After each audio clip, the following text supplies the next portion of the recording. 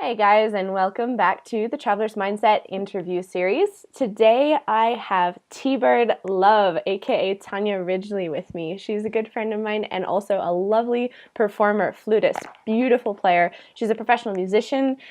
She's also a keynote speaker on topics like women's empowerment and women's leadership. So, welcome, Tbird. Thank you so much. Thank you. Totally, totally. I'm just pumped to have you here because you always bring this light with you, and you bring that wherever you are in the world. So I just want to kind of dive into how, first of all, like where you've been, what adventures have you had along the way being a professional musician, and also going into the marketing world and how that sort of tied into the traveler's mindset and what that means to you. So let's just start off with the basics. Where are you from? Where are you now? And what was your path to get there? That's a great basics. Right? I know. That's a big basics. First of all, it's great to be here too. Thank you for your kind words, and I feel the same way. It's wonderful to be here.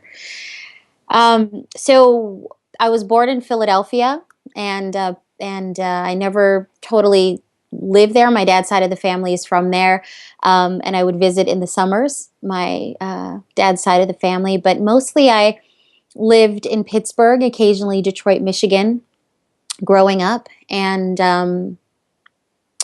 gosh, there's a lot of story journey in there that I'll probably dig into in terms of how I even got to be me. But where I live now is I live in the Bay Area. I live in Oakland. Hmm. And how did I get here? Is in terms of um, Yeah, your well, your whole hero's journey, we could call yeah, it that too, you know? you know, it's funny. I mean, when in terms of like bringing light, and a lot of people are curious, like I do a lot of different things in the world, and I feel like I approach life in a very creative, artistic way. And since I was 9, I've been an artist, and I feel like in terms of talking about the traveler's journey, um, music and the creative arts has been sort of my doorway into the world. Hmm. I started making music at 9 years old, and I'm 39 now. Wow. And um, in many ways, in many ways, that art form really connected me to traveling. Um, uh, Gosh, where to start? So I've been making music for over 30 years, and about 30 years, actually not over 30 years. Yeah. And I started out as a classical musician, Yeah. and I'm a flute player. And growing up, I had a lot of incredible opportunities because there was talent. And I think one of the things that really encouraged me were all of my teachers. I had amazing teachers and mentors So who great. saw something in me and really picked me up and held me and also pushed me into the world. They saw something in me and they helped me see that something in me. And so I always had this encouragement to follow my bliss, to follow what I was good at. So that led me into going into my first year of studying as a classical musician at Carnegie Mellon. And I thought I wanted to be in an orchestra. That was my dream. In high school, I was playing in youth orchestras. I also had the opportunity to play with the Pittsburgh Symphony Orchestra under the direction of Lauren Mazel, which was a big deal Totally. for, a teenager. I just had a lot of amazing experiences and had an opportunity to start traveling sort of locally Hmm. in my city and having a lot of opportunities because I was using my gifts. Totally. Yeah. And it was like doors would just open. And so I kind of felt like a rock star. I got to play on television, I got to play in youth orchestras. I mean, it was a doorway using my talents as an interest into like adventure and community as well as acknowledgement. I mean, it felt really good as a kid to be like, wow, I'm going here and I'm playing here and people love me playing this music, and it just felt really great. I felt like I could do anything Yeah. by using my gifts and talents, and it would just open these doors. And so when I went to CMU, I went there for a year, and then I left CMU after that because during my time there, I met another mentor who came into my life. His name is Michael Pestle, and At the time, I had met him in the newspaper, and he was selling an alto flute, which is a bigger version Right. of silver flute for all of you who don't know what that means, who don't speak flute speak.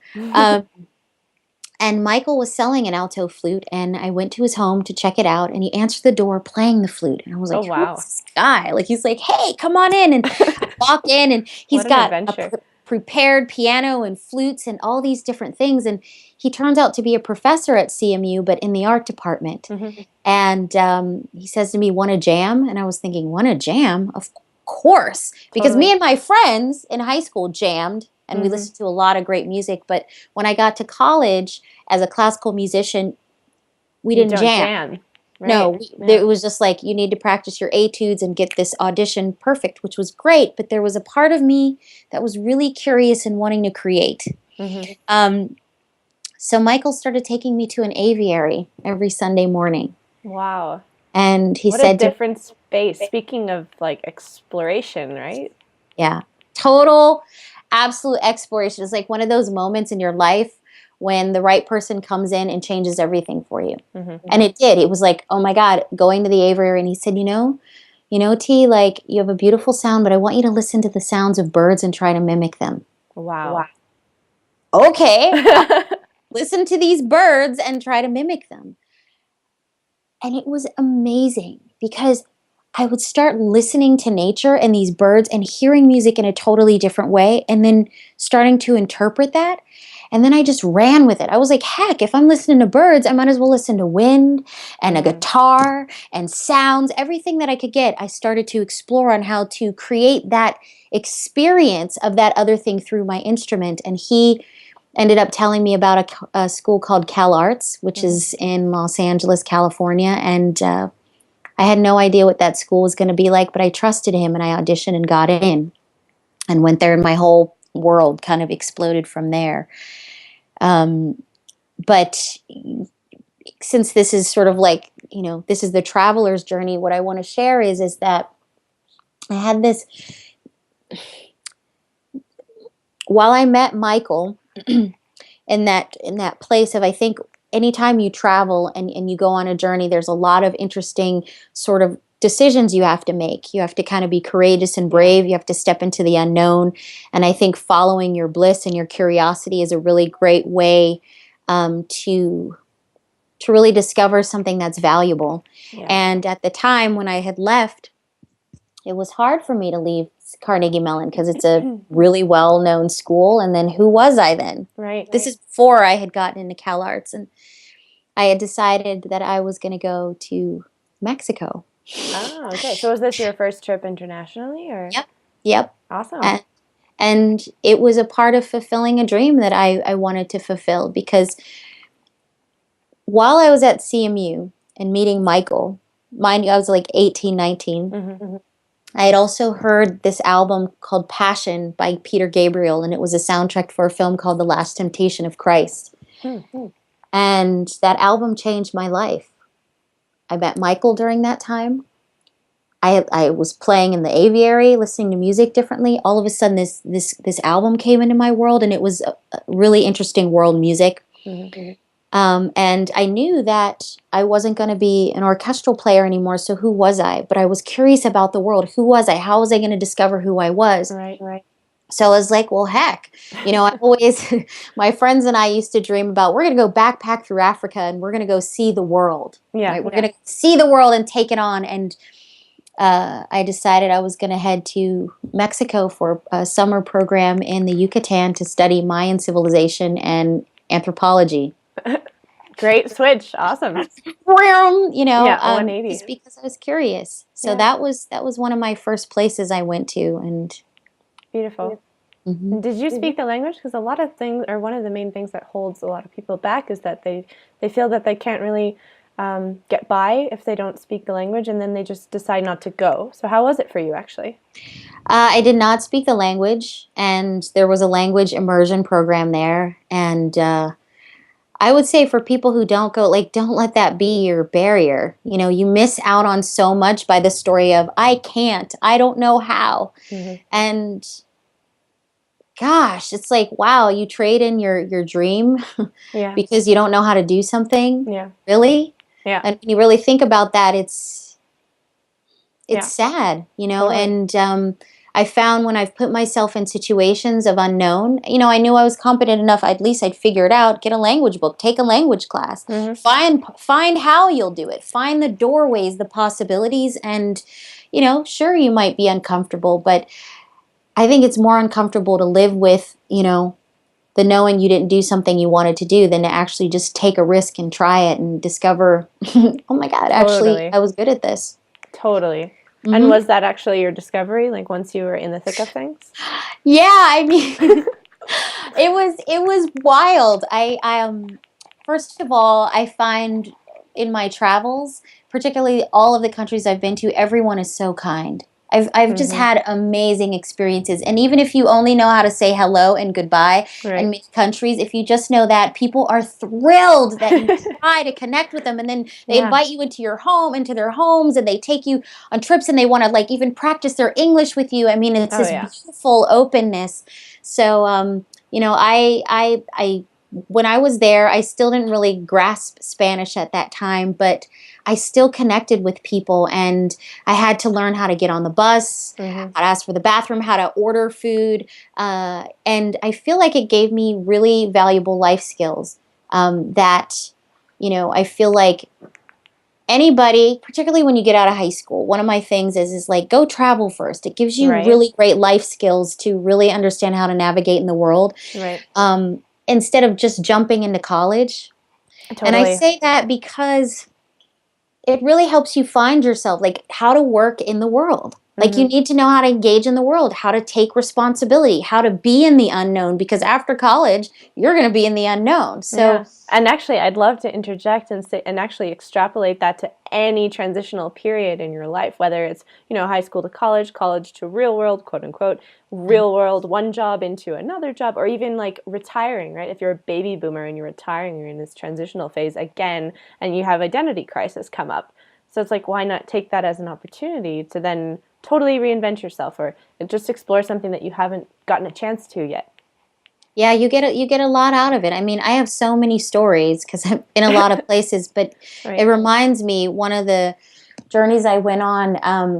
I was in Bali, and I was there for over 3 months. And one of the reasons why I was there was I had gotten a scholarship to live in a village because I Oh, was wow. a really great Balinese dancer, No that I way. had, yeah, studied in college with masters from Bali and Jawa who were people like my parents. And I went over and performed, and I wanted to dive deeper into the culture. I'm really Hmm. into learning about cultures Hmm. and engaging and learning about myself by putting myself in other cultures. And while I was in this program, I met an 80-year-old named Roy, who's just a special, beautiful human being who every year he went on a trip alone. He's Hmm. 80 years old. And he said to me, T, I realized when his wife had died 30 years prior, he said, I saw that I needed to get busy living and not busy dying. Totally. And he had moved in a family into his home with a little girl. And then he would take these trips all by himself. He would ride his bike around Greece. He went to Bali on his own, and he was just an amazing man. He didn't let his age stop him. He didn't let his wife dying stop him. He didn't let whatever could have been his story to stop him from exploring life and seeing what was possible by stepping into something new and actually meeting it, Hmm. as opposed to avoiding it because I don't know what's going to happen, and people, and oh my God, and that's strange. Hmm. It's sort of like meeting life head on, and that's how I live my life. And I found that having the sort of the foundation of one, having people who encouraged me to really be all that I can be was the first foundation. Like all my great teachers Yeah. and mentors, even the parents of my friends and my parents, So was a great. really great foundation. To then using my talent and seeing how the more I shared what I was good at, how it created opportunities that allowed me to go more in the world was the Yes. next piece. And then to Yeah. be like, well, heck, why not? Like, then being inspired. I had all this inspiration from hearing that album Passion, and then meeting Michael and listening to Birds and really seeing what was possible. It was like, well, I'm inspired. So let me put all of these together, and I'm curious with Right. this curiosity to just throw myself into, these places. And every single time I did, I just had the most magical synchronistic journey. Sometimes I didn't even know where I was going to stay. I would get Right. off the plane with my little, like, traveler's book. Where's the hostel? I Hmm. had no idea. Yeah. Sometimes didn't even speak the language, and it didn't matter. It was like every magical synchronistic thing could happen because I was in the moment. I met so many people. I'd hop on the back of bikes. I mean, it was just unbelievable. I wish I traveled more often now, even because Yeah. it's being in that moment that creates this world of possibility, because I don't Yeah. have time to like worry about anything. I have to just be there and create. Beautiful, beautiful, beautiful point. I love that. When you're in the moment, you don't have time to worry. You just Mm-mm. don't. You can't analyze. You can't like think, oh, I should have done that, should have done that. It's like, no, you're there right now. So yeah, hit the nail on the head. Love what you just said. Love it. Yeah. Thanks. So what was your most recent adventure, and what did it bring up for you in terms of traveler's mindset stuff? Well, I just recently came back from Thailand and Chiang Mai, and One of my favorites. I love it. yeah, yeah, I Good spot. love that place. I can't wait to go back. Yeah. Um, and going to Thailand actually was a recent big trip.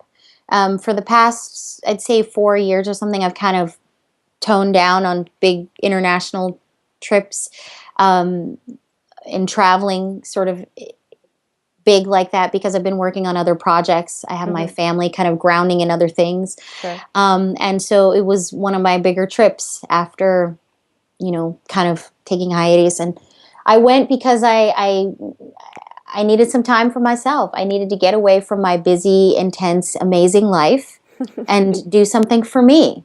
Awesome. And it was for me. And I went to Chiang Mai to do a 9-day Vipassana style dark room retreat with 43 other incredible world changers in the world. And we sat and Wow. meditated in the dark and Wow. for 9 days. And that was incredible to do it in this magical place. That um, uh, Sort of held me. I mean, that part of the world, Southeast Asia, is one of my favorite parts of the world. People Yeah. are kind. It's like there's this interesting, there different parts of the world have different energies. Yeah. But there it's Very. like heart. It's so Yeah. easy to travel in that part of the world in so many ways than other parts where you have a Yeah. different kind of way you move. And people in Thailand are just very heart people. And the food is delicious, not to mention the Thai massage every day. Every day. And, after the retreat of Yeah. riding motorbike around, and kindness, Yeah. kindness. It's the land of smiles for a reason. I mean, Yeah. seriously. You really learn a lot. Like, it's like when I go to certain places, I can pull myself out of my environment here, and I can Hmm. really appreciate living as an American here. I mean, I'm so blessed and so lucky. And I also really feel blessed and lucky when I can take myself out and learn something from being somewhere else, Hmm. and learn how I can be a better person. Um, and I find, I encourage um, people to travel as much as they can and really engage with another culture, because then you really learn how to appreciate your own, and you learn how to also appreciate something different and can take back, that you might want to grow from here. Yeah. So it's, It's like collecting different ways of living almost. yeah, Like little cultural traditions or even a recipe that you stumble on and you just love and you want to incorporate into your daily life, that it doesn't have to be foreign anymore. It's actually yours, you know. absolutely. Yeah. Absolutely. Yep. So cool. That's awesome. Well, I guess my last main question is, if you were, thinking about yourself as a younger girl, or as a first-time traveler, Mhm. thinking about going international, but kind of scared, nervous, just sort of really kind of like icky feelings coming up because, we all get nervous at some point, right? What would you tell yourself to kind of give yourself that little last push, that little nudge over the edge, buy that ticket? Um, that's a funny question for me, because I tend to be a person who doesn't have that voice in my head a lot, It's just because awesome. I'm very curious. And again, I think it came from having a lot of people who supported me from the door, you know. Yeah. Um, but, you know, I'm not saying I'm not scared about things, and Yeah. that I don't get nervous and uncomfortable when I'm in a complete foreign country and they don't even have the same letters. Okay. You know, where it's like Totally. scribble. Um, and, you know, there are situations, you know, where you have to be smart. And, you know, it's not like it's all, you know, cake and ice cream. But I feel like to think about the meaning and value first of why you're even doing it, Mm. and staying focused on that, to allow that to be your motivation to just go over the edge. Like, okay, you know, why were you curious in the first place? And then, you know, I would even say, imagine the kind of experience you want to have, and the best imagined experience you want to have. Yeah. Okay, this is why. Okay, and then how have you set yourself up to have that experience? Yeah. So I think if you focus on what you want to get out of it, I think that that's a helpful way to, you know, get through fear. And, you know, some people really need to have structure.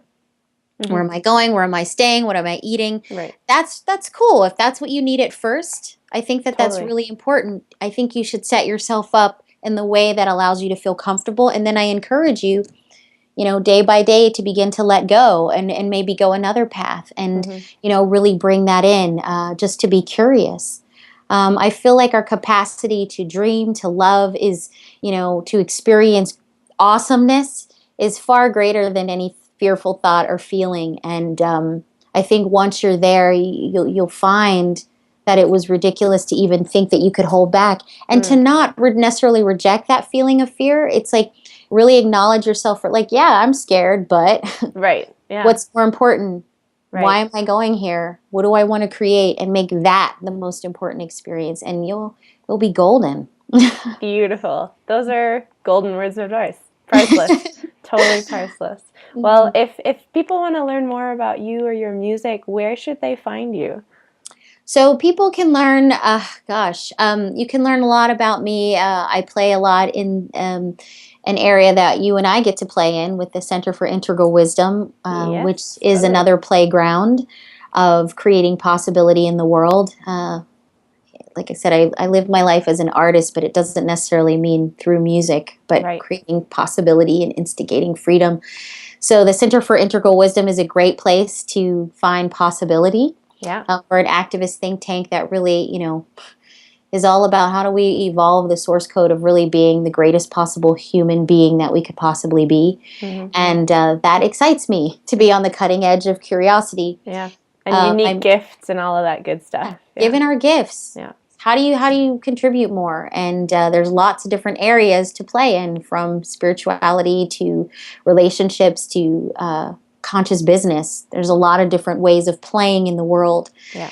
So I play there a lot, and I'm working on a one-woman show, and Oh, I really? started out at the Marsh Theater in San Francisco, Hmm. and it's great. So I'm working on. I love storytelling and presenting and weaving my music into that, and inspiring people to be their authentic self. So um, Awesome. musically, Tbird LUV Music is a great place to just kind of check out some of the music that I'm up to. Hmm.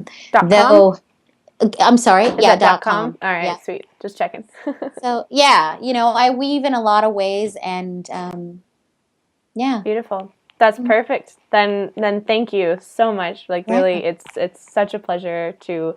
For me personally, it's like a gift because I actually have never had the chance to hear your full story. So thank you, and thank you for sharing your traveler's mindset and your curiosity and all of that. So thank you. Yeah, thank you, darling. It is my pleasure. Oh, deep out. Awesome. Awesome.